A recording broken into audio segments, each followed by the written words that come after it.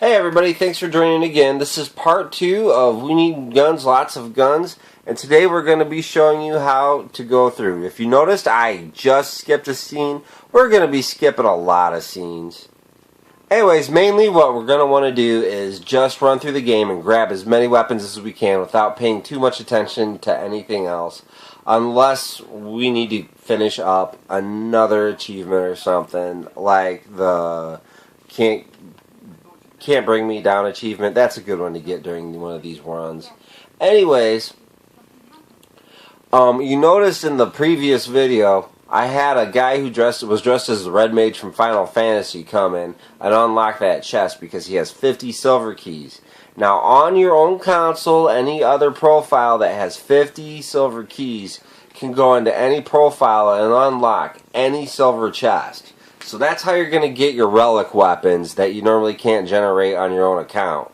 Because the Dragon Stomper, the Swinging Sword, Sangoose, and the Chicken Bane will all come out of that same chest. And the same weapon will always come out of that chest. And it's tied to your account and there's no other way around it.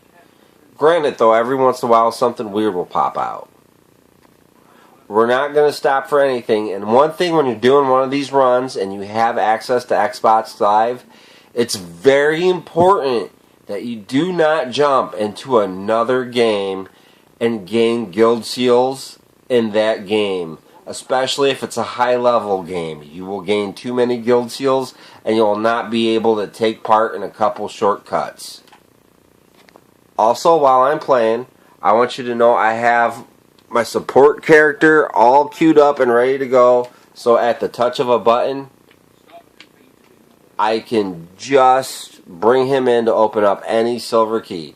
Now I've already got 2 gold keys ready to go, so I can open up the 2 gold key doors, and with that thing I'm going to be able to cut down on a lot of time looking for silver keys.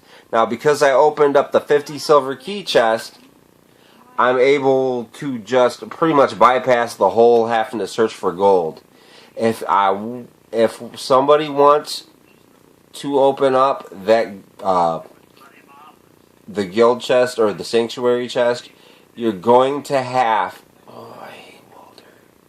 you're going to have to build up some gold, and you can do that by just there's a couple ways to do that. You can buy a few properties. That is time wasted. You can play for just a little bit longer and make evil decisions. That'll help you build up your gold pile. And just like steal the money, that'll make you really evil though. Not only are we going to skip as many scenes in searching for silver keys and gold keys, but we're also going to try to skip as much fighting as possible, which is why I hooked her up with a Dragon Stomper and a Swinging Sword. I prefer swords and pistols just because they're faster, but the Dragon Stomper is just the one gun in the game that can pretty much end a fight in one shot. It's honestly, if I'm playing casually, I don't use a Dragon Stomper, but for something like this, it's really good for. Also, Can't Bring Me Down. It's great for getting that achievement. It just destroys so many things. Okay, from this point forth, when you strike Walter, as soon as you jump up to do that, you can skip it. Then as soon as Elise or Elliot comes in, you can skip that. Or, wait, that's already skipped. But pretty much every scene is going to be skipped. Skip it. Run up here, run through the hallway, and skip it.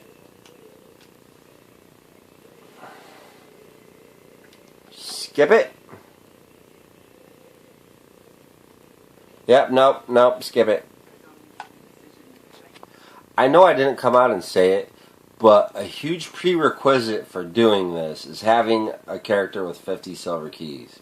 While you're going through and getting 50 silver keys on your main profile, a really good idea to do is just to have a backup character on call, like what I was just explaining, and as you're looking at Wiki or whatever you're getting your information to find the silver keys at, you can just bring them in as soon as you get to a silver key, and you can have them jump in. Grab that silver key, save the game, and leave the game, and just do that with every silver key, and then that character will be good to go.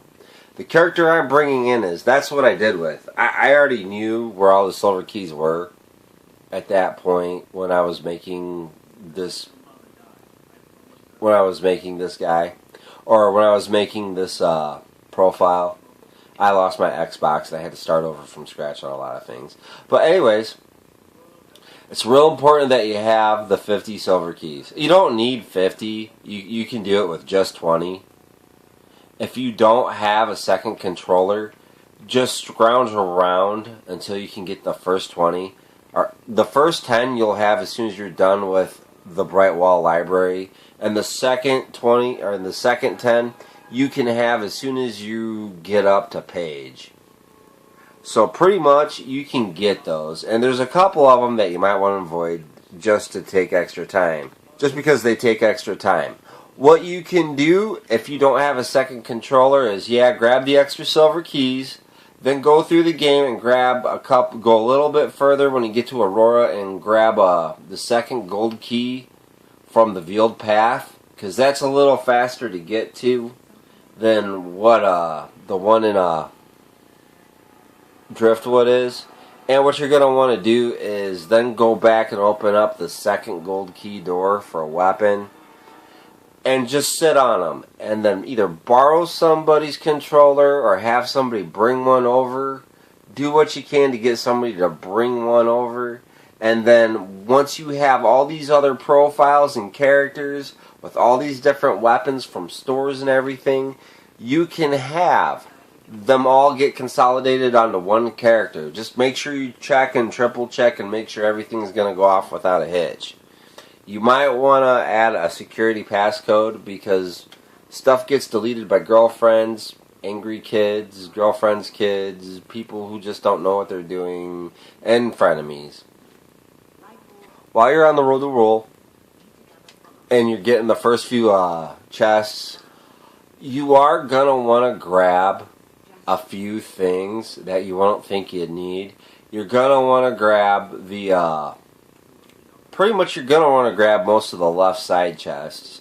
You're going to want to grab certain things that are going to allow you to purchase houses, because sometimes it comes in handy to just be able to purchase a house. And you're also going to want to get all of the green key chests. If it's got a green insignia on it, that means it's for the A button, and that means an expression. You're going to want to get the first few of those. You're also going to want to get the parent, the one that allows you to adopt. That's going to help you skip an entire mission.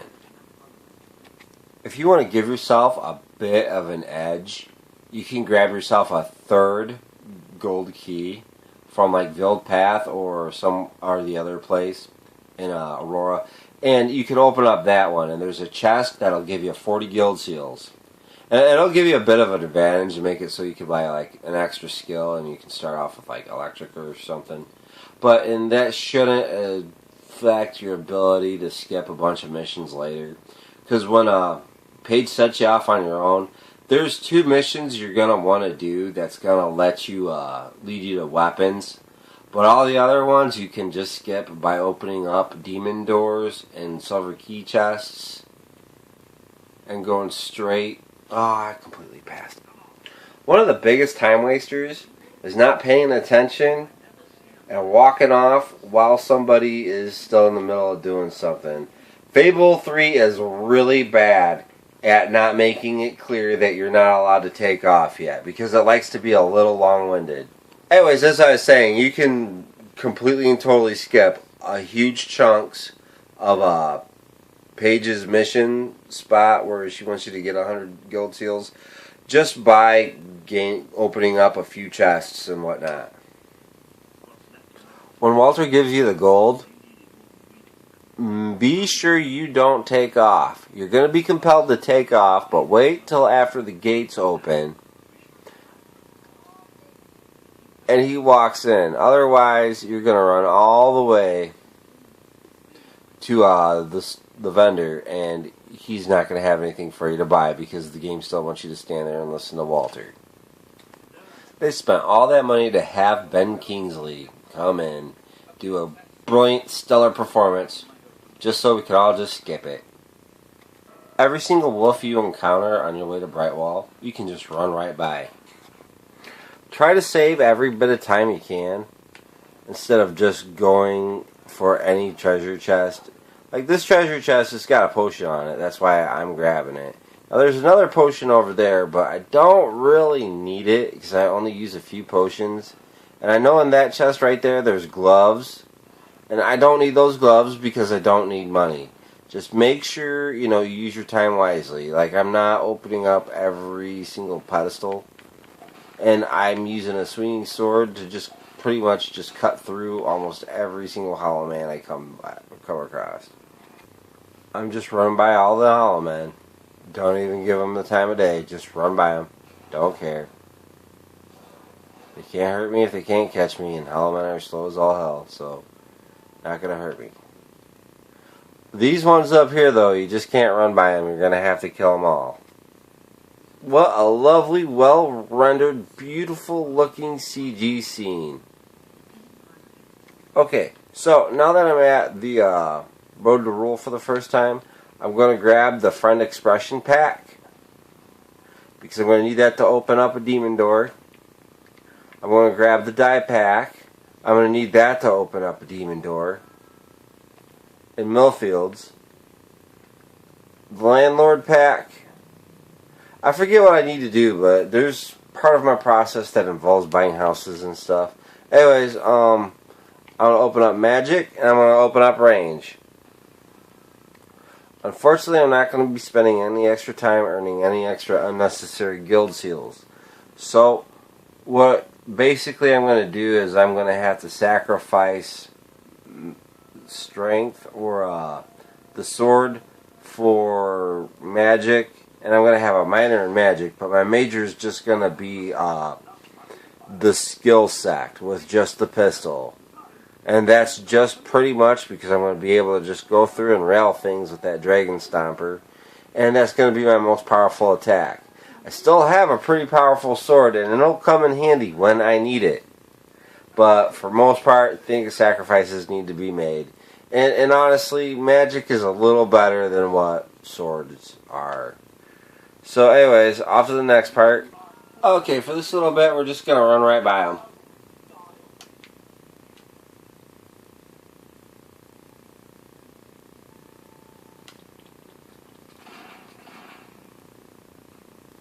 If you need to shoot somebody, try to shoot them next to a barrel.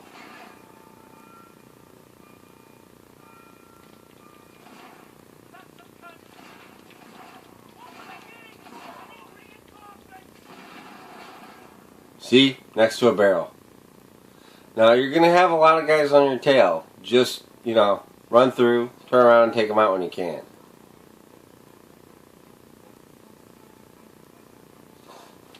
Yeehaw! A fun thing to do after you're done running through all that stuff and you got a big bunch of them is open up that chest at the very end and they'll just stand there and watch that thing hover and glow over your head and they'll just build up all these guys. Now, you don't have to kill them all, you just have to get through the door. But either way, it's fun. Make sure you get the Lever Expression Pack. You're going to need that here in a little bit. And get all the other things that you want. You are going to need the Family Pack. Okay, I just got sent out to collect the 30 guild seals from Sabim's little hut. We're going to run this way, around where that campfire is supposed to be. Up here, and we're going to grab this 5 silver key chest. Nothing really to write home about, just a whole lot of guild seals, a healing potion.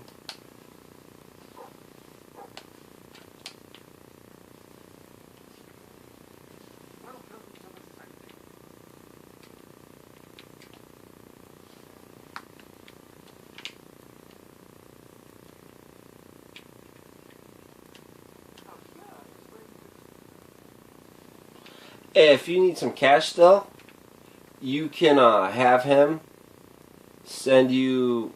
You can have him give you his rare rubies that he's getting, or rare whatever it is. Also, because we've got 10 guild seals from that, all you need to do is just talk to 10 people, and you're going to be good to go. So much faster than going after a bunch of, trying on a bunch of outfits and chasing after a bunch of chickens. Although I do have to say, I will be missing the chicken suit. Once you talk to a few dwellers, about 10 of them, you're going to want to run out. With this method, you don't need to do a single quest. It's awesome. When you get out of the side of the dweller camp, kind of keep to the right and run up this little wooden walkway bridge-ish thing. And just avoid all the wolves and stuff. It's going to snake around and come to another silver key chest. Looks like I'm going to have to fight after all. Just wolves. Alright.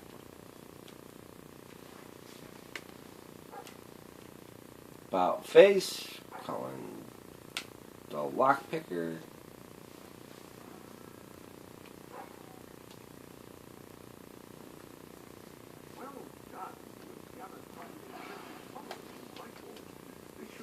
And a rare diamond. I get a master potion and he gets a rare diamond.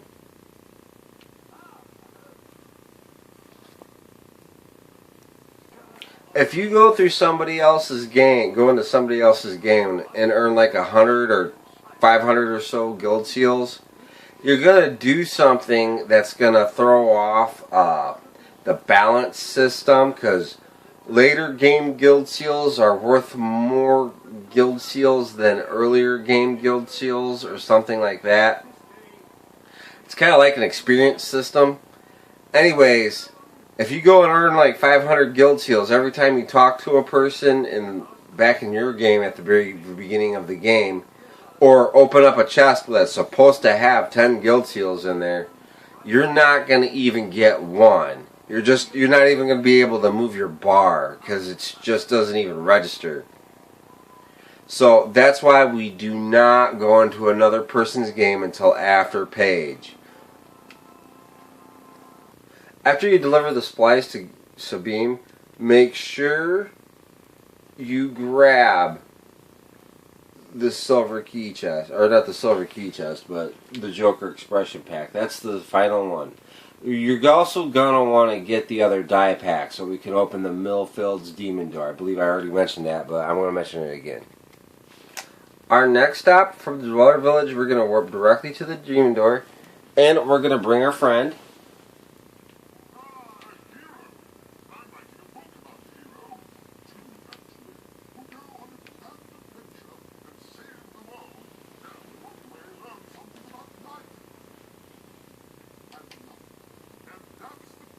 In case you don't know how to do this, just long A button pushes, and that'll get you. You need to do 4 of them. Make sure you do it all the way up so it lights up, and then he'll pop open for you after 4. While he's talking, you can just kick the other player. Out of this Demon Door, when you get to the Demon Door Retirement Home, you're going to get an uncommon weapon. It's 1 stage better than the store-bought weapons, and you're going to get one of these Beetle's Cutlass, really sharp pair of scissors, Soul Drinker, Thunderblade, Hammer of Wilmageddon, Scythes, Warhammer, Sorrow's Fists, Tanner's Glory, Typo, Arkan's Flintlock, Simmons, Shotgun, Briar's Blaster, or the Ice Maiden. It looks like I got a sharp pair of scissors, or a really sharp pair of scissors. Instead of running outside the door, I'm just going to go over to here and save myself a loading screen. And just put the X button on top of that. You don't have to select it as a mission. Just put the magnifying glass on top of there and it'll go straight to where you need to go. Oh, while you're going through this whole thing, just avoid the hobs. It's not that you can't kill them. I'll just only shoot them if they're really getting in your way.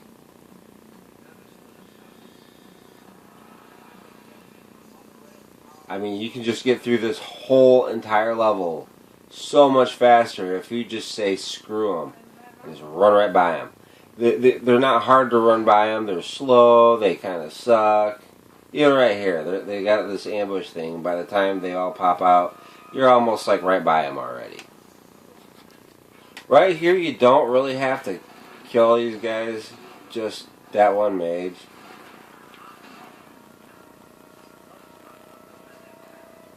And that's it. Next stop, the arena thing. Okay, I just came out of the cave. You want to come down the path just a little bit, go straight. You can't miss it. You will come to a bridge because you have no other choice than to come to the bridge. After you get to the bridge, cross the bridge. And right after the bridge, instead of going down the path that you're supposed to go on, you're going to want to come up here. You're going to feel tempted to go this way, but don't fight that urge. There's a treasure chest over there. I wouldn't grab it. There's nothing good in it.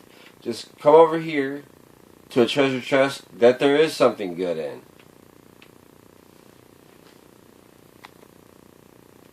And we got this is another common chest. This is chest number 2. We got a Hammer of Wilmageddon. On your left hand side, you're going to run by a treasure chest after jumping off that cliff right next to the thing. There's your Bone Masher. You should probably already have 2 or 3 at this point. So I don't even pick it up anymore unless I want to sell it. During the battle, don't help Jammy. The longer Jammy lives, the longer the battle takes. So if you see him, or if you're near him, don't take out all the skeletons right by him, because you might be inadvertently making the battle last longer than what it's going to. I did not jump ahead. I did not do anything except for open up the chests that I was able to open up without jumping into anybody's. That was 2 shots. It's just a Dragon Stomper and a level 2 or 3 gun at this point. I think it's level 2. And that's how fast you can waste Simmons with a Dragon Stomper. Which is why I heavily advocate the use of a Dragon Stomper when you're trying to go through this game and not die, or trying to go through this game and just get stuff killed and done with ASAP. Okay, once Walter sets you free and lets you go explore on your own, run past the graveyard part and kind of hug to the left until you come to the iron gates of Sunset House. All we're doing in Sunset House is putting it in the map so we can return here in a little bit. And we have our number, what are we on, 4th weapon or 3rd weapon? We got our 3rd weapon to collect. It's going to be a gold key. This is also a uncommon weapon.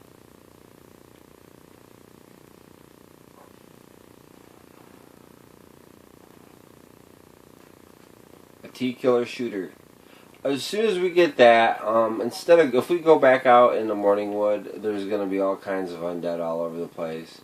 And not that I don't like a good fight, it's just there's too much wasted time. So we're just going to warp into the Morningwood town part of it. I don't know why, but if you don't walk with Paige and Walter, one of them will get separated. And it will take them quite a bit of time to get to the table. Pick up the Good Parenting Pack so you can open up one of the demon doors to get in Brightwall so you can get some more guild seals faster. First we're going to go to the orphanage. We're going to completely and totally ignore whoever that is right there. And we're going to go inside. Okay, adopt a kid.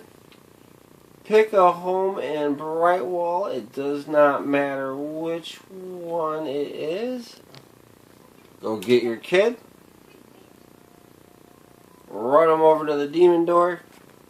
Once inside the demon door, run around the side of the building, run inside and over into this room and open up a chest full of monster summoning potions and some guild seals.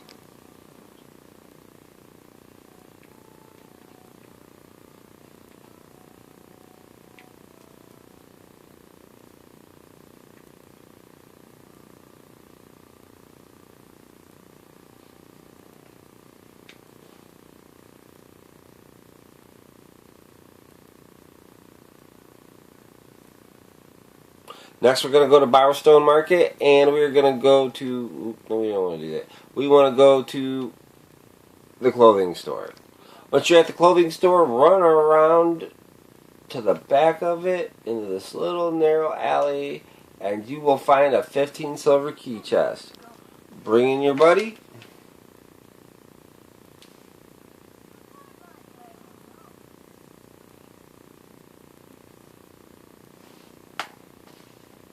Get some guild seals. Sleep till midnight. And head back to Sunset House. Once we get to Sunset House, you're going to want to run over here to the gazebo. And we're going to run up to the statues, and we're going to interact with each statue 4 times. If you mess up and do it more or less, or don't get the puzzle right, just leave the area and come back. As soon as you get into the house, run up to the pedestal and inspect the book. After you inspect the book, run over to the green orb right here and shoot the orb. Once you shoot the orb, run down this house and you'll get some more guild seals. Give you a little boost. Precious, precious guild seals. And just run upstairs and hop in the bed for a little bit. It doesn't matter what you do in bed. If you don't know how to play chess, just move your pieces forward, and sooner or later, Chesty will get mad and he'll destroy the board, and then you gotta fight all the minions. Okay, after you go into the thing, you're gonna find the floating skull room.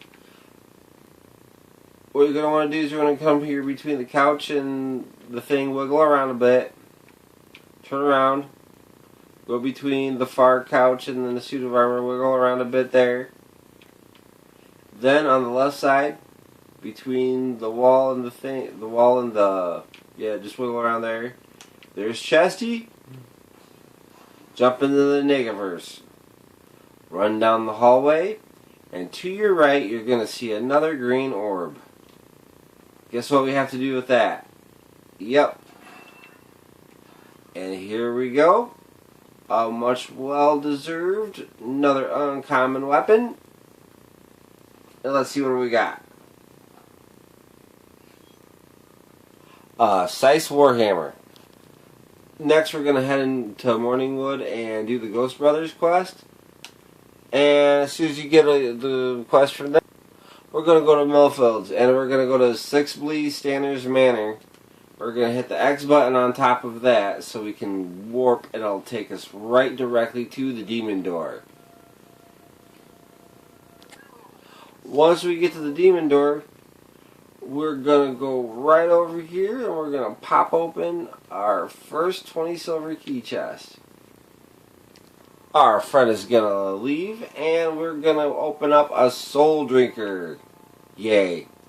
Next, what we're going to do, if we've already gotten all 3 of the good rare weapons, which is Avil's Lamentation, the Shrieking Pilgrim, and the Equalizer, we can just skip the Ossuary and the Brothers quest and just go straight to the Demon Door and do that. Maybe do Arthur's quest here, and then run over here and do that other quest where you build the bridge. That's 10 easy guild seals right there, and you don't have to do all the running around that you have to do for the Brothers quest. Okay, after you get the quest reward of guild seals for starting a ghost party, run all the way down here to like right where it starts to open up into the cemetery. Come back here and go to the Road to Rule. Okay, the reason why we're doing this, we're not even opening any chests, we're just going to go straight back to Morningwood, and this is going to basically reset the board. Right now, Sam's just standing there because we all know Max is going to take off with him. Now, this is a 30 reward, and... Oh, damn, I'm starting to run away. Yeah, he's another one of these guys that you can't run ahead of. Otherwise, he'll just stop and stand there like some mook. Anyways, follow him. once you get all 3 of the good rare weapons, you don't have to do this quest anymore while you're going through it. So you can skip this and save yourself an incredible amount of time. Because it's a 2-part quest and it's really long, and it just chews through an incredible amount of time. It's a good quest, but there's just, you gotta go through a lot of things. You can skip some of the hollow men by not standing in the little spotlight things, but other than that, it's a heck of a quest. Not really too much you can do to shave time off, but you can just skip right by Max, run up the steps, and get the ball rolling. He'll just start throwing barrels and stuff at you. On the balcony right behind where Sam was standing, or Max was standing, is the next treasure chest. This is really more of a coffin, but there goes our last silver key. And this is going to be our first rare weapon.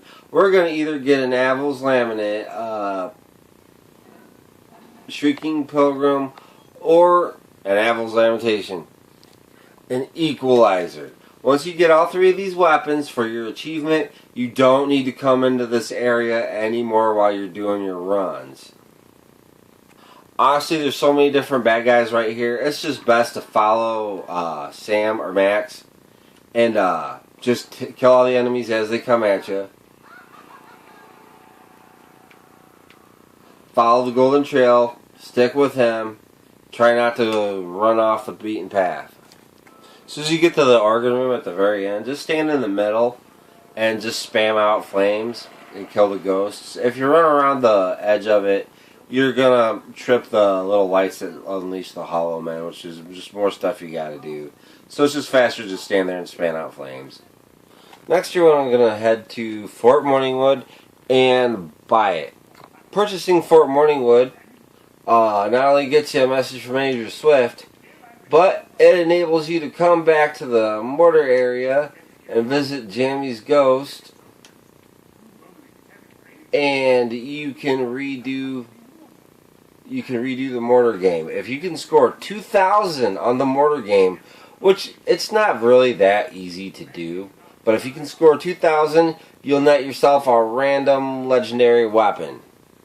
I forget which grade it is. Selecting Fakeney Hall and hitting X will warp you right next to Reaver's Mansion. Unfortunately for Reaver's Mansion, there is no shortcuts around it. The only thing you can do is stick with Paige and what's his name at the very beginning and keep them moving along.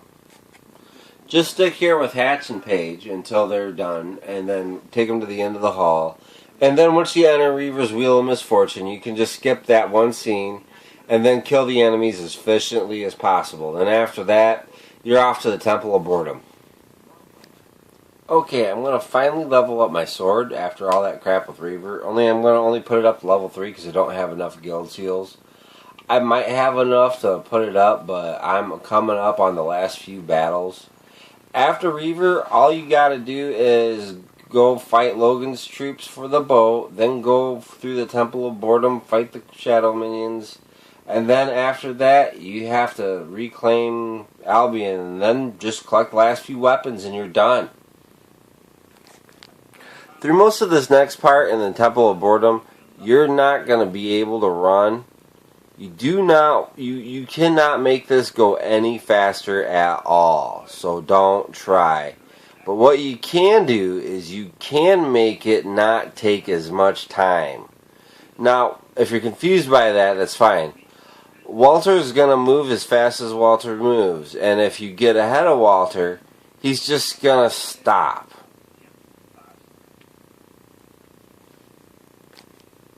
So pretty much just try to match Walter's pace, stay behind them a little bit, just like this, and you should be able to get through it in no time, even though it feels like it takes forever. But just keep at it until you get to the shadows.